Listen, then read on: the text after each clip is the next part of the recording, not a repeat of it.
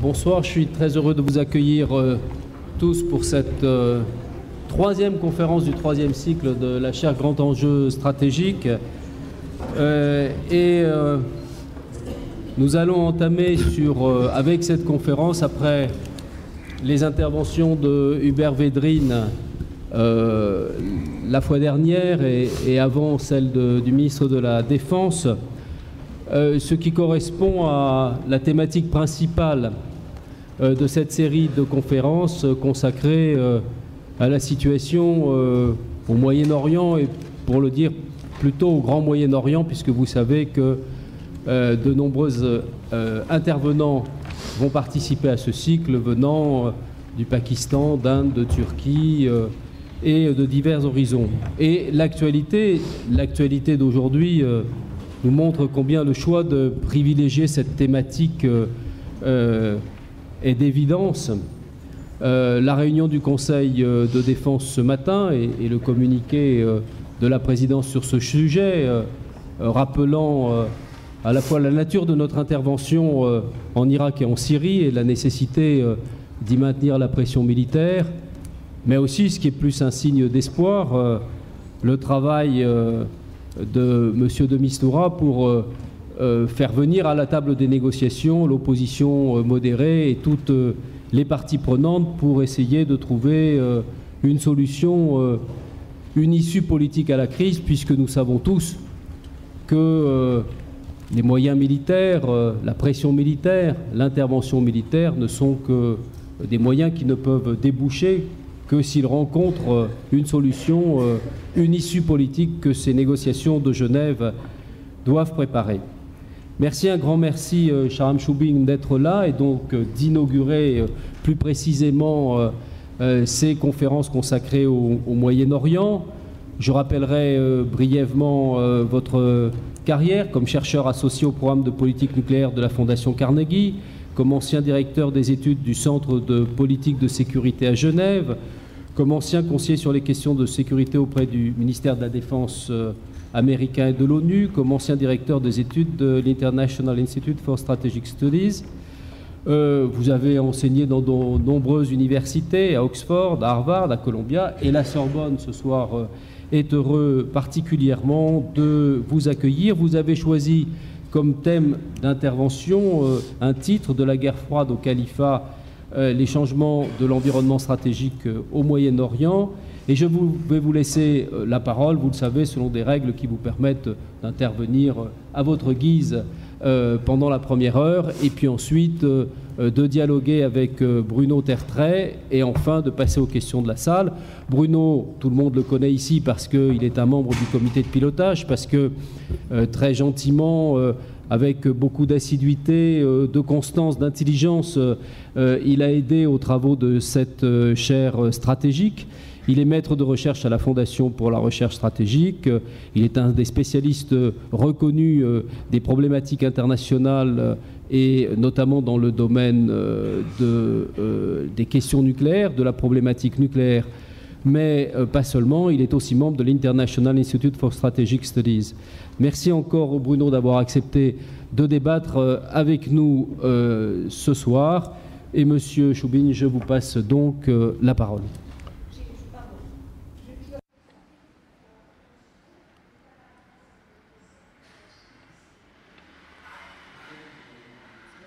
De dire. So channel 1 for French, channel 2 for English. You may have found that out for yourselves. Well, it's reassuring that I need a Il est translation rassurant de for my voir English. que j'ai besoin d'une traduction pour mon anglais. Premièrement, je souhaitais remercier le professeur Gauthier et ses associés de m'avoir invité devant ce public éminent. Il est difficile de parler après les deux grands orateurs qui m'ont précédé. J'espère, ça va être une sorte d'atterrissage en douceur. J'espère que vous ne serez pas trop déçus, mais bon, nous sommes lundi soir, donc vous n'allez pas manquer grand-chose sinon en étant là ce soir. Ce que je veux faire,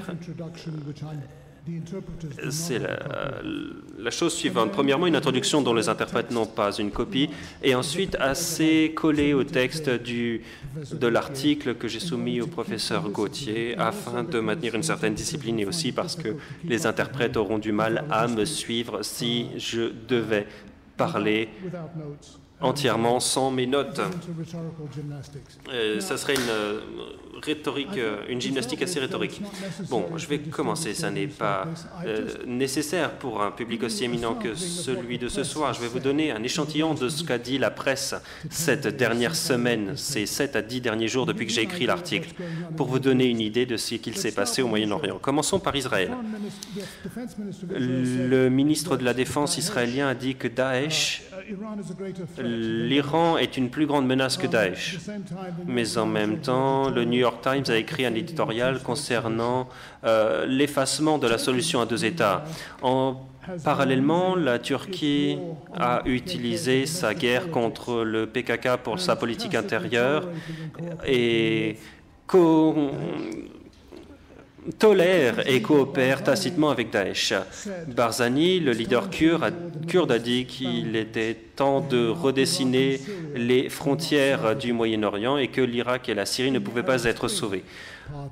Dans la partie du Moyen-Orient touché par le printemps arabe, on a vu des émeutes en Tunisie pour laquelle on avait le plus d'espoir parmi les pays du printemps arabe et on a vu qu'il y avait 15,3% de chômage dans ce pays et un pourcentage bien plus élevé parmi les jeunes. Sur 700 000 chômeurs, il y en a 250 000 qui sont jeunes, diplômés.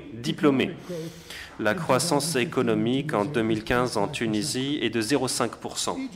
L'Égypte, elle a fêté 5 ans depuis le soulèvement du printemps arabe.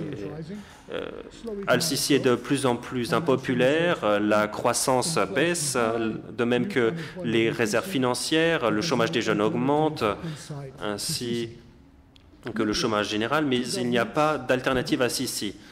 En Irak, en Libye, il y a les gouvernements de Tabouk et de Tripoli qu'on a poussé à négocier un accord commun. C'est l'ONU qui fait cela, mais il n'y a pas d'accord en vue. Et puis Daesh se développe et cible les installations pétrolières.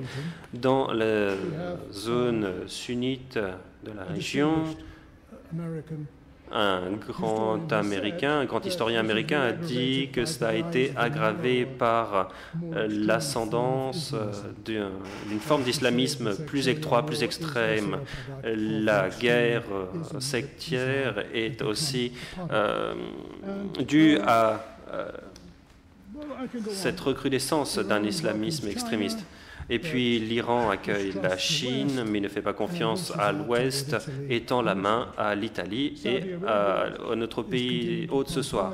L'Arabie saoudite continue de mettre beaucoup de pétrole sur le marché, même si les cours baissent, surtout pour conserver sa part de marché, pour dissuader d'investir dans le pétrole de schiste et aussi pour faire mal aux autres producteurs dans la région. Moi, je pourrais continuer des heures comme cela.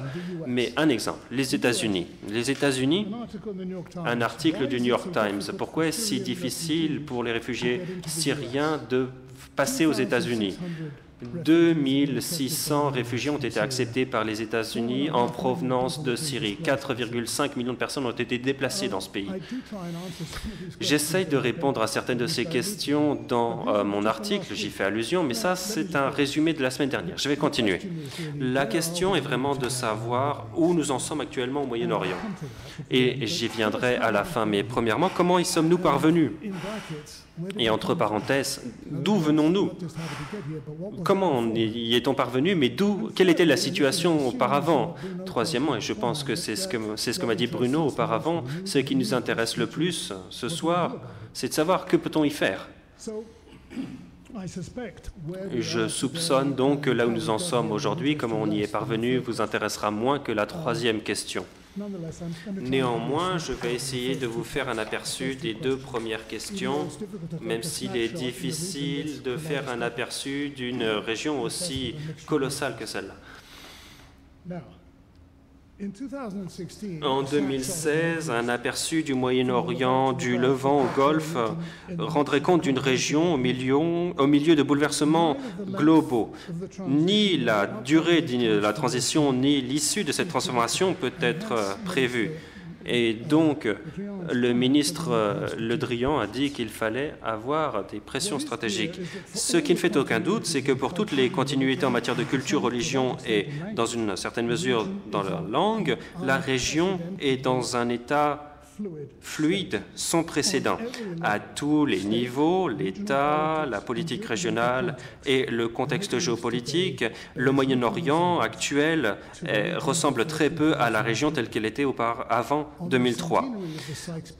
Pour le centenaire de l'accord Sykes-Picot, il reste très peu de cette construction coloniale. Aujourd'hui, les acteurs régionaux sont encore principalement des États, mais ils sont assiégés. Dans tous les États, même les plus résilients, les sociétés sont divisées quant au rôle de l'islam dans la politique. L'Irak, la Syrie, la Libye, le Yémen sont dans des états de guerre civile réelle ou virtuelle, et les acteurs non étatiques se sont engouffrés dans la branche. Le Hezbollah, les brigades al-Badr, Daesh, Jabhat al-Nusra, ainsi que certains groupes kurdes, pour n'en mentionner que certains. Les guerres civiles ont créé d'énormes flux de réfugiés, ce qui a changé la face du Moyen-Orient et ce qui a mis une pression toute particulière sur les États vulnérables ou faibles comme la Jordanie et le Liban. L'ordre régional actuel, ordre régional entre guillemets, est menacé car certains de ces États se délitent de façon anarchique. Les groupes djihadistes sont maintenant territoriaux et sont en concurrence avec les États. Bienvenue au modèle afghan. La politique régionale se caractérise par une polarisation sectaire accrue entre les camps sunnites et chiites qui mènent des guerres par procuration en Syrie et au Yémen et moins ouvertement en Irak et au Liban. Cette rivalité, qui est en fait le reflet d'une lutte de pouvoir entre l'Iran et l'Arabie saoudite, pourrait entraîner un conflit direct et a pris un caractère de jeu à somme nulle qui empêche tout règlement des conflits sanguinaires en Syrie et au Yémen. Il y a un risque que ces États, qui ont assez peu d'intérêt dans de ce différents bilatéraux, comme l'Égypte ou la Turquie ou le Pakistan, s'impliquent.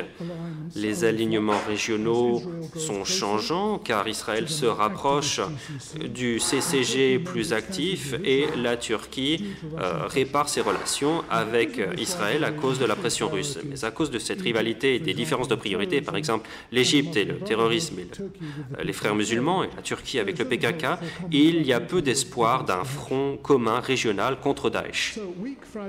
Des États fragiles, précaires et brisés sont menacés par des acteurs non étatiques. Cela pose donc de savoir la question si l'ordre régional actuel fondé sur les États au Moyen-Orient va survivre et, si tel est le cas, sous quelle forme. Même les États les plus forts, l'Égypte, la Turquie, l'Iran, qui sont plus homogènes historiquement, et qui ont une forte identité culturelle, ils connaissent encore des lacunes de gouvernance et ils constatent l'existence d'États parallèles dans chacun d'eux. Aucun de ces États n'a répondu de façon satisfaisante à la question du rôle adéquat de l'islam dans la politique. Géopolitiquement, les changements sont marqués car l'unipolarité qui était caractéristique de la période entre 1989 et 2003, on peut faire durer un peu plus, mais cette période, mais l'unipolarité a cédé la place à la non-polarité. Les États-Unis, par hubris, se sont trop développés et ils réétalonnent maintenant leur implication dans la région. C'est maintenant plutôt une force d'équilibre offshore plutôt qu'une puissance régionale.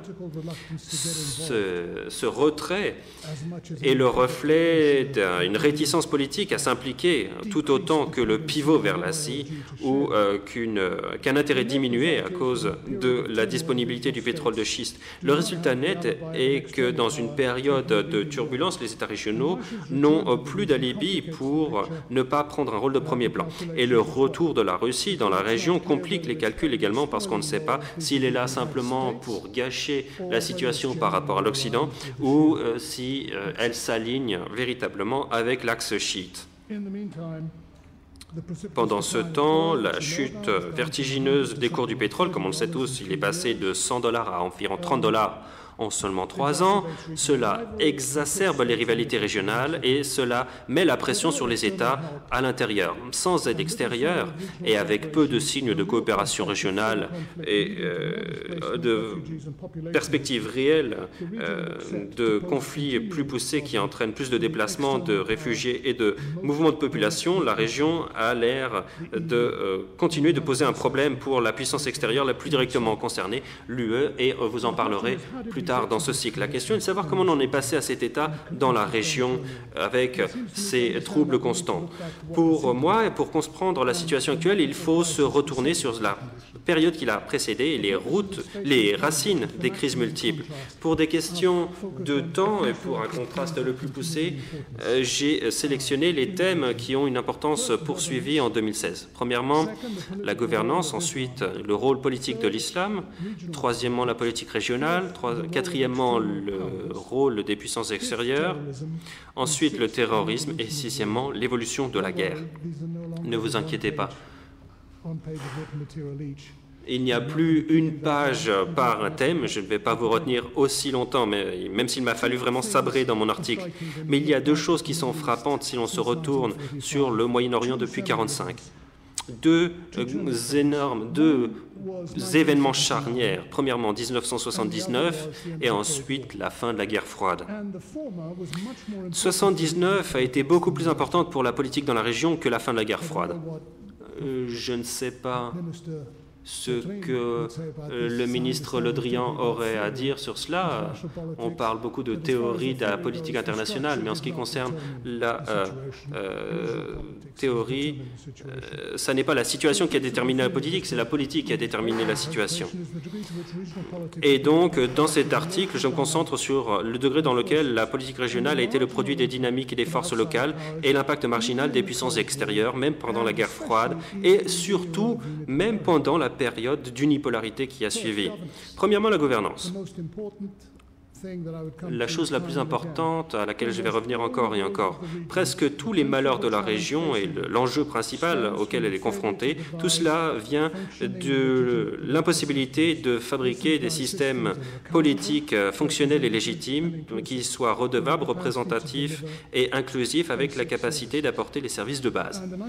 Dans les années 50, avec la décolonisation, il y avait des régimes militaires qui ont pris le pouvoir et qui ont utilisé la guerre froide pour obtenir des armes et de la formation. Ils ont créé des systèmes au parti unique et ils ont utilisé la politique extérieure pour garder les citoyens mobilisés. Ils ont donné des privilèges à certains. Ils ont maltraité les minorités. Il y a eu certains coups d'État dans divers pays.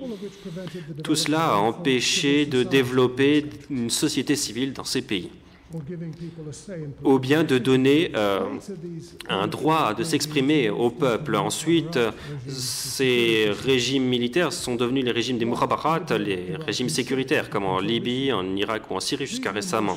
C'était des régimes plus stables, ils n'étaient pas militaires, mais ils étaient plutôt régis par les forces de sécurité et les leaders préféraient plutôt leur clan et utilisaient les ressources de l'État comme butin de guerre, comme Ghanima.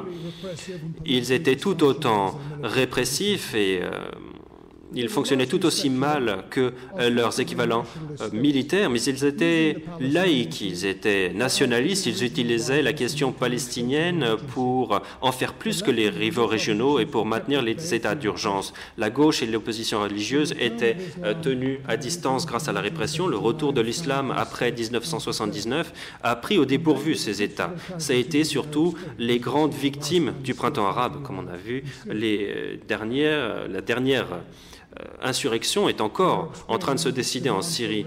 Le printemps arabe avec ses exigences de respect, de responsabilité et de gouvernement efficace. Vu que les leaders arabes n'ont pas pu créer des gouvernements qui tenaient compte des besoins et des souhaits des citoyens, cela a laissé une situation que l'on voit maintenant des sociétés polarisées sur le rôle adéquat de l'islam dans la société, la discrédit sur le modèle nationaliste laïque, le chômage, surtout chez les jeunes qui cherchent maintenant à émigrer.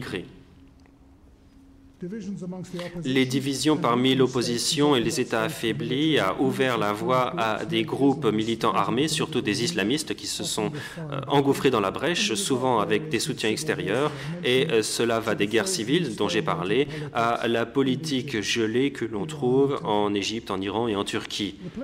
La place de l'islam dans la politique et de ce qui constitue un modèle islamique sont des questions qui ont été soulevées principalement en 1979 et qui persistent. La révolution islamique en Iran, et là je suis assez peu impartial, est la question la plus importante dans la politique du Moyen-Orient d'après la guerre, j'y reviendrai.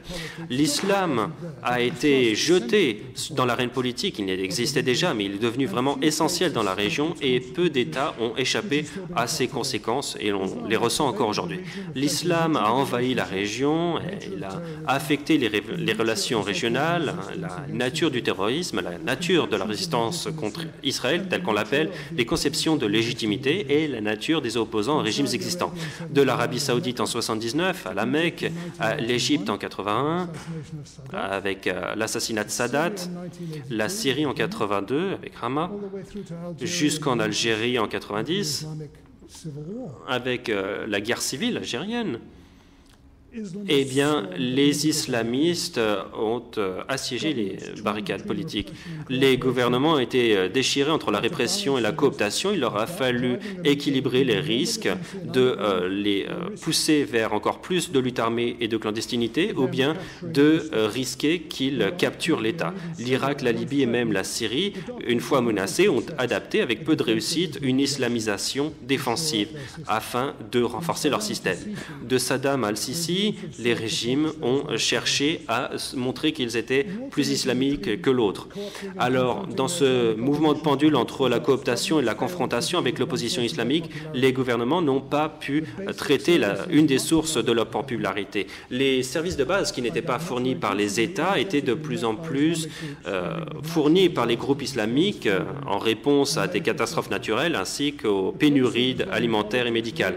La place de l'islam dans la politique, le rôle de la charia, tout cela a suscité des problèmes concernant les lois séculières. Qui était l'interprète de la charia? Quel est le rôle de l'État et la légitimité de cet État? Le slogan des islamistes en opposition à l'État, l'islam est la solution, n'a pas vu sa preuve apportée, parce que l'Iran, et j'y reviendrai plus tard, a été plus un avertissement qu'un modèle. Mais même des États qui se veulent laïques, comme la Turquie, ont vu la nécessité de revenir en arrière dans leur identité et de se rééquilibrer culturellement vers l'islam. Le modèle laïque et nationaliste des États sécuritaires n'a pas réussi à apporter des services efficaces à leurs citoyens et donc on a cherché d'autres alternatives dans la langue et dans les symboles, ce qui avait été réprimé, pas la démocratie, mais l'islam dans toutes ses significations les plus vagues et les plus diverses. Juste après le printemps arabe, que les Iraniens appellent l'éveil islamique, les sociétés ont fait preuve d'une rupture fondamentale et constante concernant la question de la laïcité par rapport à l'islam ou aux services politiques religieux. Cela se voit en Israël et en Turquie, pas concernant le rôle de l'islam en Israël, mais le rôle de la religion. Mais ça se voit aussi en Turquie, en Iran, en Égypte. Quand on injecte de la religion dans des différentes politiques telles que la question palestinienne, eh bien, leur résolution devient plus difficile, surtout par le compromis. Et Israël et les Palestiniens ont fait cela après 1979. Des groupes opportunistes comme Daesh ont cherché à exploiter ces schismes et ont voulu représenter un califat moderne. Et ils ont donc souligné les pires aspects de la politique dans la région en imitant les États existants dans leur comportement prédateur, arbitraire et répressif. Dans le cas de Daesh, la violence contre les minorités n'a d'égal que son programme religieux. Ça n'est pas un modèle original ni tentant. En même temps, il n'y a pas de modèle islamique pluraliste éclairé où que ce soit d'autres dans la région. Les États asiatiques, en Asie du Sud de l'Est ont régressé ces dernières années et cela donne maintenant un alibi aux djihadistes et elles deviennent la cible de Daesh. C'est dû au fait que l'Arabie saoudite a alimenté les extrémistes dans sa rivalité avec l'Iran. Le résultat net a été le fait que le salafisme est devenu maintenant monnaie courante dans l'islam, alors que c'était auparavant un courant avec une base locale très étroite. La politique régionale, et alors j'ai l'impression de lire un texte devant l'Assemblée générale des Nations unies, mais croyez-moi, je me suis donné beaucoup de mal à préparer ce texte. Je pourrais m'arrêter. Non, j'ai encore le temps de parler, mais dites-moi si j'ennuie mon public. Moi-même, je finis par perdre patience. Bon. La politique régionale, donc deuxième point, et d'ailleurs, je parle de la rivalité structurée qui passe à une généralisée. La période de l'après-guerre s'est focalisée sur la question palestinienne comme une cause arabe qui est devenue centrale dans la politique régionale à mesure où, alors que la guerre de suprématie dans le monde arabe se déclinait dans le nationalisme arabe, la guerre froide arabe. Il y avait des tentatives d'unité qui ont échoué, des interventions qui ont eu lieu au Yémen, au Koweït, avec les guerres contre Israël, qui étaient délibérées ou non, en 48, en 56, en 76, en 73. L'Iran et les États de la péninsule étaient des acteurs marginaux, mais ils étaient évidemment l'objet de la colère de Nasser et de sa campagne contre les monarchies. Évidemment, les choses ont changé dans les années 70 avec la mort de Nasser et la croissance de la richesse pétrolière. À la fin de la décennie, la révolution iranienne a créé un nouveau défi de créer un État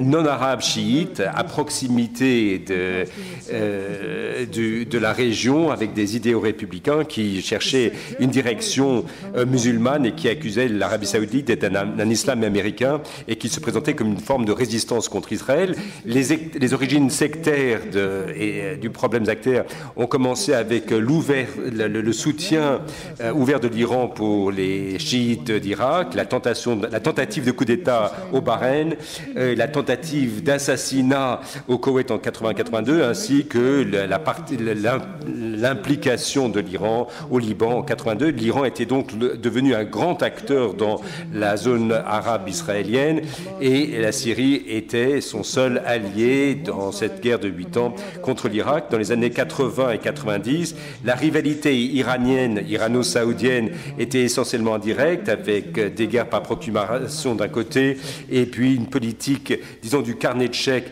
qui appuyait financièrement les madrasas et les mosquées et qui encourageait la forme saoudienne d'islam dans toute la région du Moyen-Orient et d'Afrique du Nord, au Pakistan, en Afghanistan.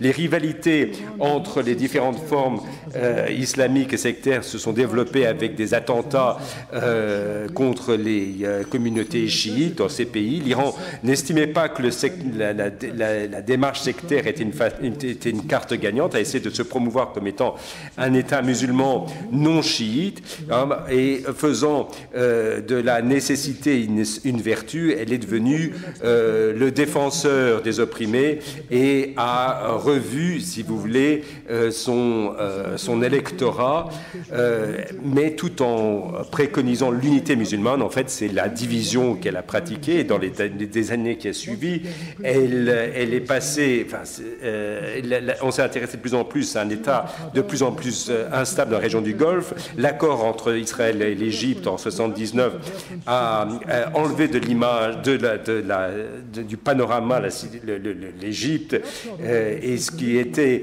devenu une guerre, si vous voulez, régionale est redevenu bilatérale entre la Palestine et Israël. Il y a eu 2 intifadas en 87 en l'an 2000 et le résultat, c'est qu'il y avait un lien entre, d'une part, la zone arabo-israélienne et, d'autre part, la zone du Golfe Persique. Les États du Golfe et l'Iran ont commencé à jouer des rôles plus importants. Après 2010, les États de la conférence du Golfe et l'Arabie saoudite avaient pris une position plus dirigeante, plus impulsive dans toute la région. L'assassinat de Saddam Hussein, enfin l'élimination plutôt de Saddam Hussein, excusez-moi, en 2002, a ouvert une nouvelle porte, un nouveau chapitre de la région. L'Iran a essayé d'établir un état tampon stratégique entre l'Arabie saoudite, l'Irak chiite, et a vu la création de cet État chiite comme une menace à la région. Et puis, évidemment, cela a renforcé la position saoudienne et la politique saoudienne de la région, au Bahreïn, et plus tard en Syrie, où le soutien iranien pour le statu quo, c'est-à-dire pour Assad, a été de plus en plus déstabilisant pour le monde sunnite. Alors, évidemment, comme je l'ai dit, cette région a pris, ou plutôt cette rivalité, la nature d'un jeu à somme nulle où personne ne pouvait, si vous voulez, baisser la garde le premier. Le Yémen, où les deux États avaient coopéré justement sous le Shah d'Iran et sous Nasser, et maintenant étaient rivaux à nouveau. Cette rivalité s'est entendue à l'OPEP, où l'Arabie saoudite continuait à faire baisser les prix. L'Arabie saoudite, d'ailleurs, était plus agressive sur le plan régional, a essayé de créer une coalition contre l'Iran avec la Turquie, le Pakistan, l'Égypte, et a rendu une réalité qui est devenue de plus en plus polarisée en apparente. Alors, ceci va peut-être vous choquer, mais la réalité de la région, c'est que cette polarisation n'est qu'apparente. En fait, il y a des intérêts partagés, croisés. Le monde sunnite n'est pas plus représenté par l'Arabie saoudite que le monde chiite par l'Iran. Les différences dans les deux communautés, ainsi que la présence de laïcs et de nationalistes, montrent qu'il y a d'autres affiliations qui ne sont pas simplement sectaires, en tout cas pas simplement sunnites, chiites.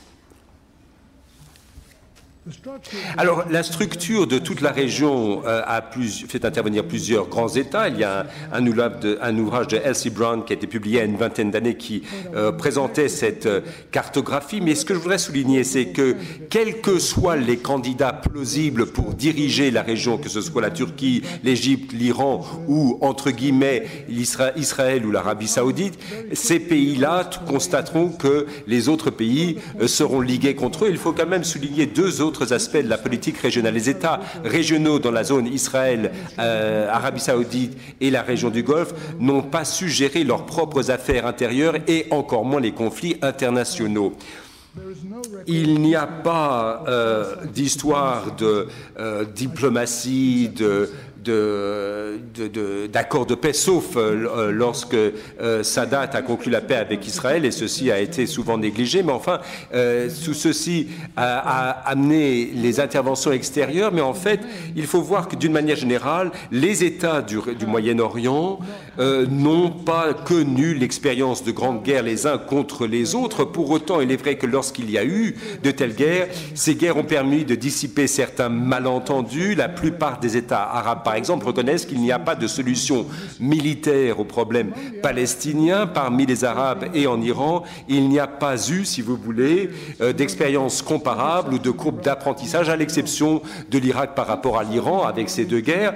Mais les Iraniens ne sont pas d'accord sur, si vous voulez, la hiérarchie qui devrait exister. Et pourtant, elle n'a jamais été mise à l'épreuve. Ce sont les guerres qui permettent de trancher ce genre de différends, mais ces guerres sont évidemment une façon de moins en moins acceptable de trancher ces différends. Donc les Saoudiens et les Iraniens continuent d'entretenir des fantasmes sur leur position. Ceci est essentiellement imputable aux États-Unis, enfin à l'Occident, aux États-Unis en particulier, qui pendant longtemps ont permis au royaume saoudien de se comporter comme un enfant gâté. Enfin, il y a des tas d'exemples de cela, en acceptant un peu tous les caprices des Saoudiens. bien. Mais je voudrais vous parler maintenant justement des pouvoirs extérieurs qui pourraient intervenir dans la région. Sont-ils nécessaires? Sont-ils une gêne? Sont-ils l'un et l'autre? Pendant la période de décolonisation, les États-Unis et l'Union soviétique étaient les grands acteurs de la région qui estimaient que finalement cette région-là était le théâtre de leur rivalité alors que ces États régionaux avaient leurs propres priorités. Les superpuissances estimaient que les conflits entre leurs protégés étaient finalement une atteinte à leur propre crédibilité et étaient une façon de mettre en rivalité les deux grands blocs, les deux super-pouvoirs. Alors, les deux superpuissances, ça va vous paraître étrange, mais il y avait à l'époque la crainte de l'escalade nucléaire et il y a eu des menaces nucléaires en 1956 par Khrouchtchev et en 1973 également. Il faut quand même se rappeler rétrospectivement, c'est que finalement, les superpuissances ont eu très peu d'influence malgré leur livraison d'armes, malgré leurs alliances, et à de nombreuses reprises, ils ont été défiés par leurs alliés. La nationalisation du pétrole, la nationalisation du canal de Suez, par exemple, l'embargo pétrolier, les interventions de Nasser au Yémen, d'Israël au Liban, les créations de conflits avec Israël contre l'OLP à Beyrouth et en Égypte en 1973, et puis leur refus d'accepter les conditions imposées par la superpuissance. Les colonies de peuplement en Israël, c'est déjà un problème depuis 1979. Israël n'a jamais cédé aux exigences américaines sur ce chapitre et le prix qui a été celui des pas pour la paix ont été très élevés. Ou à l'ouverture, par exemple, du programme nucléaire. Prenez l'exemple de toutes les mesures prises par Israël. Toutes ces mesures ont été accompagnées. Ou pensez à l'exemple de l'Iran, de la dénucléarisation de l'Iran récemment. Ces mesures, ces mesures arrachées à ces pays ont été payées extrêmement élevées, que ce soit du côté iranien ou israélien, ce qui montre que les superpuissances finalement n'ont pas eu tellement d'influence. Il faut évidemment se rappeler que les superpuissances aimaient bien avoir leur salaud local comme étant celui avec lequel il est plus facile de faire affaire, et ceci n'a eu que pour effet de renforcer les tendances autoritaires de ces États. Il y a eu une ignorance inexcusable des puissances extérieures qui ont endommagé la région, et notamment les États-Unis en Irak.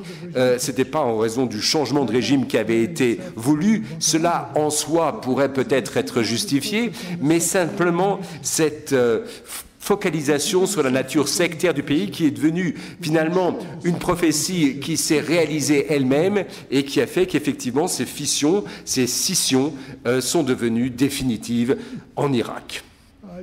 Alors, je ne voudrais pas poursuivre indéfiniment, mais il faut se rappeler que dans la région du Golfe, ce qui est intéressant, jusqu'à 1971, les Britanniques ont maintenu l'ordre, ils ont quitté la région en 1971, les Américains ont été impliqués au Vietnam, ils ne voulaient pas l'être directement, et ils ont créé cette politique des deux piliers, qui veut dire que voilà, les États régionaux vont s'occuper des États régionaux. Les deux piliers étaient l'Iran et l'Arabie saoudite, mais évidemment cet arrangement n'a pas fonctionné parce qu'il y a eu donc la révolution iranienne en 1979, suivie d'une guerre, comme vous le savez, contre l'Irak. Alors, ce qu'il faut savoir, c'est que les États-Unis et les États européens, à la fin de cette guerre, et notamment après l'invasion du Koweït par Saddam Hussein, ont décidé que ces États régionaux ne pouvaient pas gérer les affaires régionales, et donc il y avait cette politique de double endiguement de 1991, depuis 1991, 30 à 35 000 soldats dans la région qui étaient là pour endiguer, si vous voulez, des résurrections, si vous voulez, des insurrections plutôt en Irak, et puis une remontée, disons, d'agressivité de l'Iran. Et il y avait donc 35 000 soldats, la 5e flotte, il y a eu SETCOM, il y a eu donc effectivement une présence régionale dans le Golfe, donc de la part des États-Unis, parce que les États régionaux n'étaient pas en mesure de gérer leurs propres problèmes. Alors, ce qu'il faut bien voir, c'est que dans ce contexte,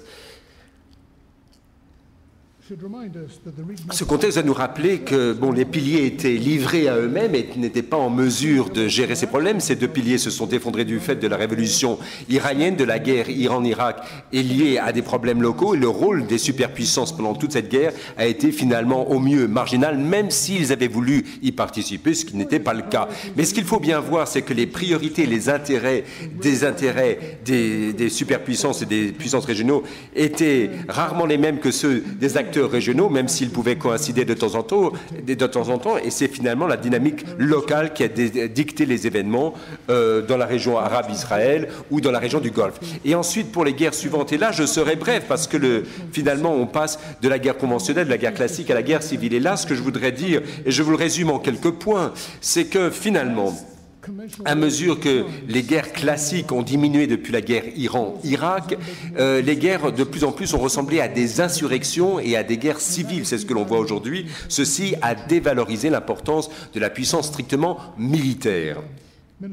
Le ministre de la Défense, il y a 2 semaines, M. Le Drian, a souligné que les stratégies asymétriques, on pourrait faire qu'il s'agisse de terrorisme ou d'État terroriste, c'est que ces stratégies permettent d'empêcher l'accès, d'empêcher aux pays puissants d'avoir accès au conflit. Donc c'est des formes hybrides ou des stratégies asymétriques. Il y a évidemment la supériorité technologique d'Israël n'a pas abouti à résultat définitif, que ce soit à Gaza ou dans le Sinaï. Toutes les années, ils doivent à nouveau tondre la pelouse, pour ainsi dire, ce qui veut dire qu'on ne peut pas convertir la technologie militaire en résultat politique. Et puis, donc la puissance militaire reste finalement très limitée. Et j'en viens à la conclusion suivante. Et malheureusement, je serais obligé de passer un peu légèrement dessus, mais disons ceci, les relations, disons, d'armement, enfin de vente d'armes avec les États-Unis, la France et le Royaume-Uni permettent de rassurer certains pays comme les États de la conférence du Golfe et dans une moindre mesure Israël. Mais enfin, évidemment, il y a quand même une présence du complexe militaro-industriel, comme l'a souligné le président Obama à juste titre. La grande menace pour ces pays, c'est une menace interne.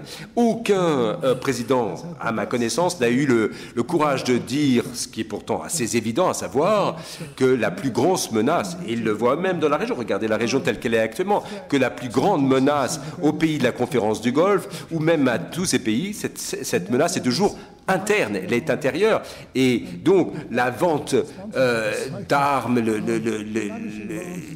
et disons cette fourniture illimitée d'armes finalement est à côté de la plaque. Le terrorisme, et là j'en viendrai à ma conclusion, le terrorisme et au nom de qui, à mesure que les guerres sont passées d'une nature classique à une nature de guerre civile ou d'insurrection, dévalorisant la capacité, si vous voulez, des États, des puissances extérieures à intervenir, le terrorisme lui-même a changé jusqu'à 1979. Vous vous rappellerez que le terrorisme était laïque, nationaliste et au service finalement de revendications territoriales, politiques. Alors, je ne dis pas que ceci ne se produira pas en Jordanie ou en Palestine, en Suisse, enfin d'autres pays et la Grèce notamment avait été visée, mais enfin c'était toujours des objectifs, des revendications politiques laïques.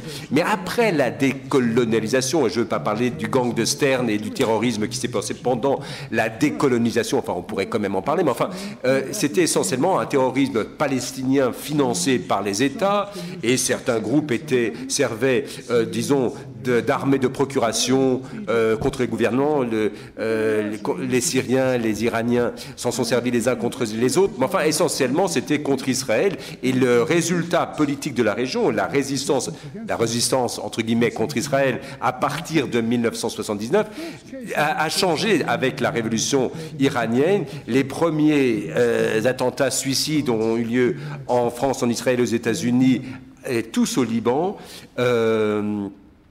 tous d'origine, si vous voulez, les libanaises, après donc la révolution iranienne. Il faut se rappeler les Moudjahidines en Afghanistan, en dehors de la région.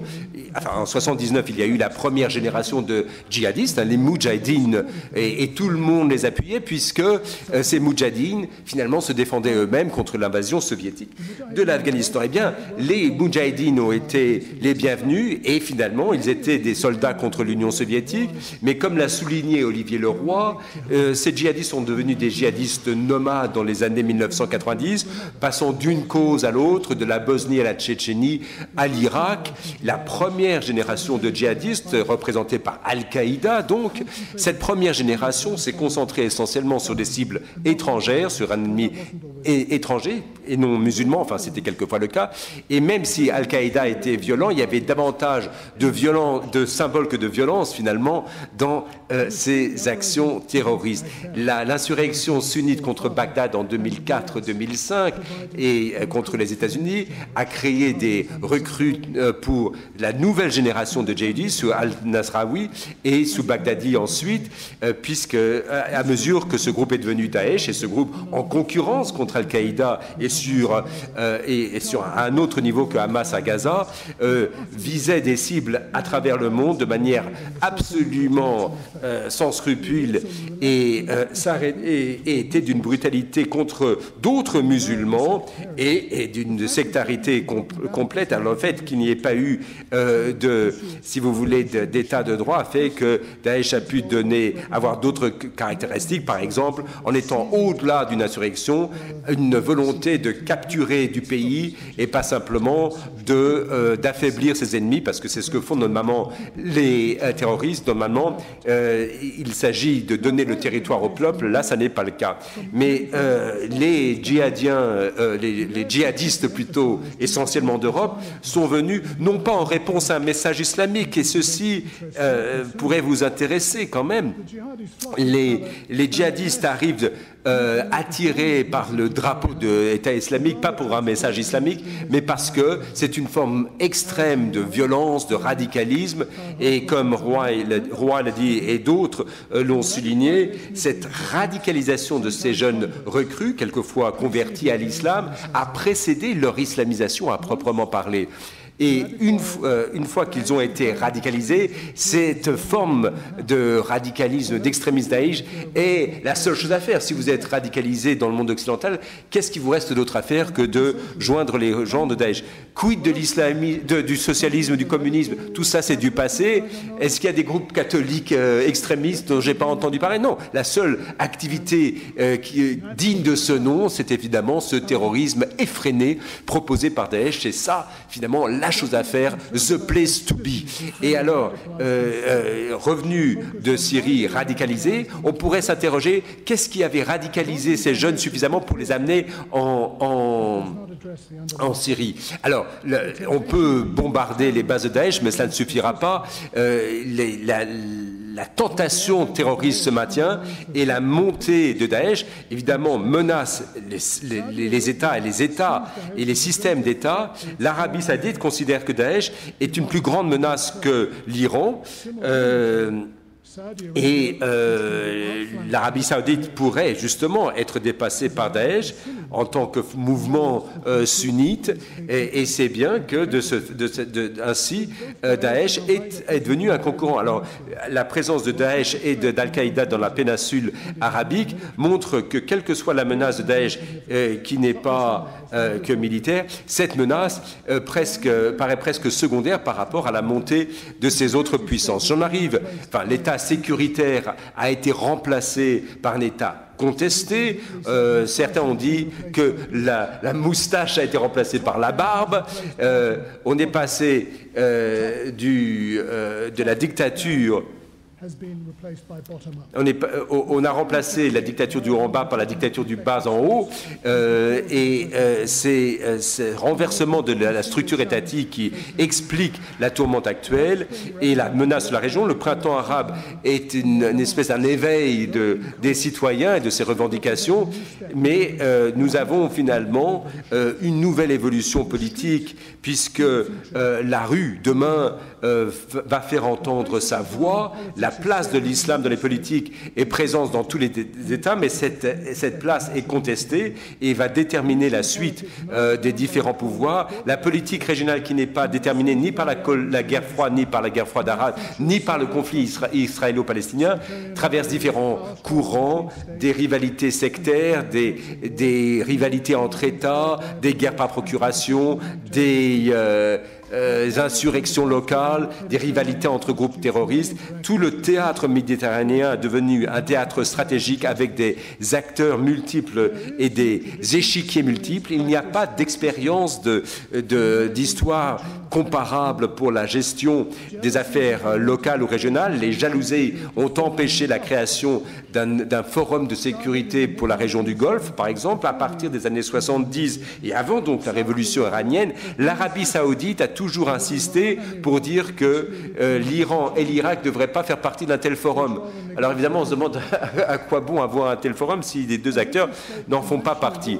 Et à mesure que les guerres classiques ont été remplacées par des guerres civiles ou asymétriques, avec des États affaiblis et contestés, cela réduit les avantages évidemment d'une puissance strictement militaire, ce qui fait que les milices qui mènent des guerres, disons, mercenaires ont plus de moyens. Les terroristes deviennent les instruments de ces États. Vous vous rappelez ce qu'on appelait le terrorisme d'État. Ce terrorisme maintenant se retourne contre les États. Au lieu d'être séculaire et national, le terrorisme devient religieux et n'a aucune cause nationale. En fait, une fois de plus, pour signer Olivier Roy, le terrorisme est devenu déculturé et de plus en plus violent et sanguinaire.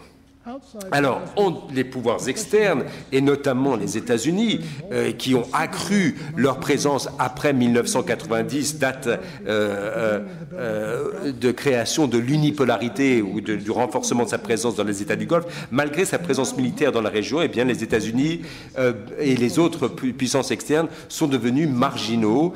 Ceci, c'est pas dû à un manque d'infrastructures ou de capacité militaire. Les pouvoirs externes, notamment l'Union européenne, sont directement affectés par la région, qui ont lieu dans la région, que ce soit dû aux conflits locaux, au chômage, à la migration vers l'Europe. Tout cela pose évidemment des questions morales, éthiques pour les États, pour les peuples. La région du Moyen-Orient n'a aucun lien à ce qu'elle était dans les années 50 ou même les années 80. Les acteurs, les enjeux, les interactions régionales, tout cela a changé. Le rôle des États non arabes est devenu plus important. La géopolitique du pétrole reste importante, mais beaucoup moins qu'autrefois. Et les États-Unis n'ont jamais eu une véritable maîtrise de la région, mais les dangers de l'instabilité ne viennent non pas de l'affrontement entre les superpuissances ou l'interruption du flux du pétrole, mais de l'instabilité qui peut dégénérer, atteindre l'Europe avec son terrorisme. Il est beaucoup plus difficile de gérer ces régions que de maintenir des stocks de pétrole ou d'empêcher l'agression d'États prédateurs. Ce qui est ironique, c'est que l'Europe, finalement, a davantage d'enjeux dans la région alors qu'elle a moins d'influence sur la région. Le facteur le plus important de stabilité dans la région, c'est-à-dire la création de représentants légitimes, inclusifs et dignes de ses ressortissants, n'est pas à la portée ni des États ni des puissances extérieures. Tout ce que l'on peut faire, c'est promouvoir le rôle de la société civile pour trouver des solutions, pousser les États régionaux à être plus responsables, à faire preuve de davantage de retenue dans leurs ambitions et veiller à ce que les États véritablement vulnérables soient inclus et protégés dans des situations d'agression qui viennent de pays voisins ou de groupes tels que Daesh. L'avenir des conflits sectaires dépendra finalement des relations entre l'Iran et l'Arabie saoudite, certes, mais également de la façon dont la politique intérieure, donc la gouvernance, évoluera. Les régimes ont monté ces affaires en épingle à des fins politiques. Regardez Maliki en Irak, par exemple, qui a essayé d'exploiter ces divisions à des fins de pouvoir, mais trouver des puissances véritablement modérées, par exemple en Syrie, est très difficile. Et puis, le risque de retour de bâton lorsque des armes sophistiquées sont présentes ne doit pas être sous-estimé. La présence de soldats étrangers risque de faire des conflits locaux, de transformer des conflits locaux en conflits internationaux. Si l'on veut écarter Assad, il faudra le faire de telle sorte que l'arrivée sa disparition ne va pas ouvrir la porte à Daesh, et la présence des intérêts européens dans la région et vice-versa, les intérêts de l'Europe doivent être préservés par des contacts mutuels, et ces contacts doivent faire intervenir, disons, plus d'insistance sur la construction d'un processus de paix, mais la création de relations, si vous voulez, de clientélisme avec la vente d'armes n'est pas la solution pour ces grandes puissances. Ce qu'il faut éviter, c'est de donner aux États régionaux une carte blanche, sachant qu'elles pourront agir en toute impunité, et je pense notamment à l'Arabie saoudite et à Israël, mais on pourrait ajouter bien sûr l'Iran maintenant avec les accords sur les sanctions. Mais si on commençait à déplacer le pouvoir, ce n'est pas simplement parce que les États extérieurs n'ont pas la puissance militaire de régler le problème, mais c'est surtout parce que la plupart des problèmes de la région ne peuvent pas être réglés par la vente d'armes aux différents acteurs. La participation de l'Occident au cours du dernier siècle a déformé les relations régionales. Je voudrais vous citer une note de bas de page. Les pouvoirs extérieurs n'ont pas, où leur rôle n'a pas été sans laisser des traces et des cicatrices. Regardez ce qui s'est passé aux États-Unis depuis le 11 septembre. Cette suspicion des étrangers, cette obsession avec le terrorisme, cette fermeture de ses frontières, sa méfiance envers les réfugiés, tout cela résulte du 11 septembre, et ceci a rendu la société américaine bien moins attractive, comme l'a dit un Français. Après le 11 septembre, la magie américaine s'est évaporée. La participation accrue de l'Occident au cours des 50 dernières années, donc à déformer les relations régionales, il serait bon que ces États assument la responsabilité de leur acte pour les rendre plus mûrs, plutôt que d'en faire des espèces d'États pique-assiettes, libres de tout engagement et impunis. Il est important que ces États puissent assumer la responsabilité de leur propre destinée, mais de toute façon, les autres États ne sont pas capables de gérer leurs affaires à leur place. Je vous remercie.